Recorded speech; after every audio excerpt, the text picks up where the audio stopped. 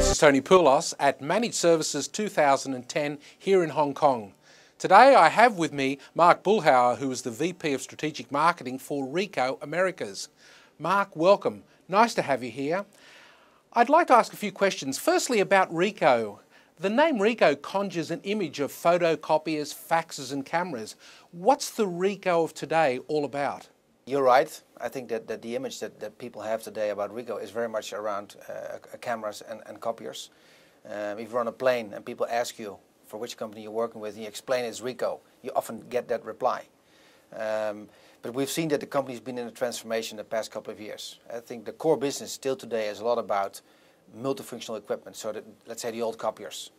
We do have a lot of cameras, particularly in this part of the world.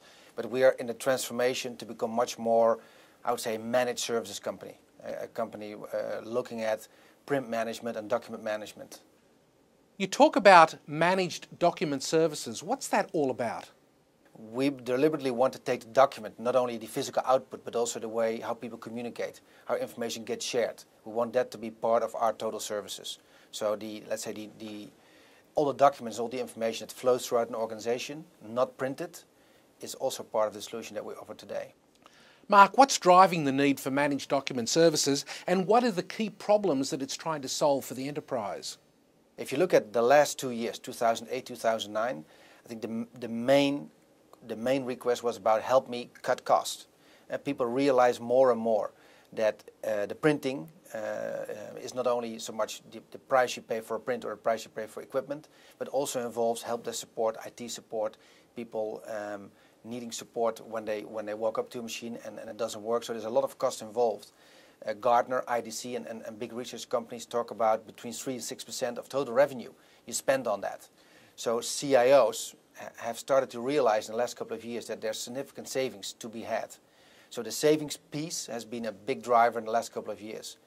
However, what we see in the last, I would say 12 months, is that it almost looks like we're coming out of the economic downturn. There's more need for business process improvement. So it's the same request, but coming from a different angle. Not so much from the cost savings angle, but from the angle of how you can help me improve the way I communicate internally, the way we share information, the way my people save information, get access to information, and those kinds of questions. So there's a shift happening today.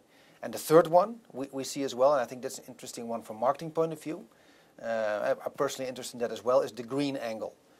Green was very hip and trendy, and it looks like it went away a little bit, but we see that true sustainability with major corporation is becoming a big play. The management of documents and workflow must be very unique for each type of business. How will these be impacted when adopting a managed service model?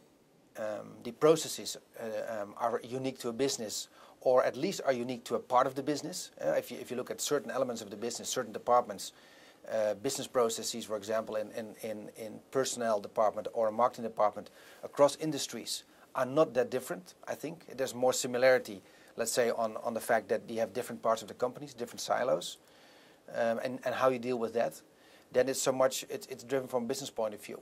We do see, if we go more from document process towards business process, you do need to understand the true business process of a company. And the challenge we have in adoption is I would say not so much the process, because we can, with our consultants, we look at what's happening today and what we would like to achieve tomorrow.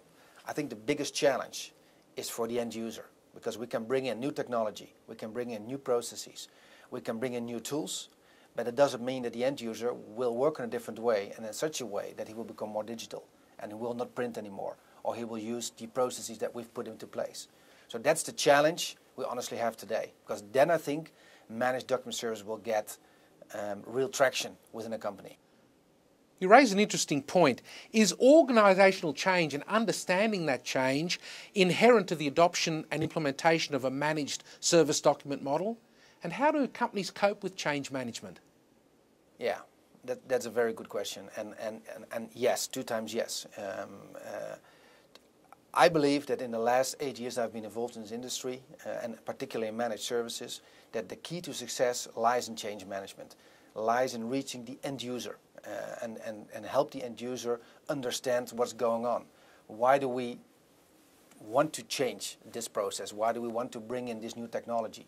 And that whole change management philosophy is ingrained in the DNA of Ricoh's Managed Document Services. Mark Boelhouwer from Ricoh, thanks very much for helping us understand the managed service model. Thank you. And you're welcome.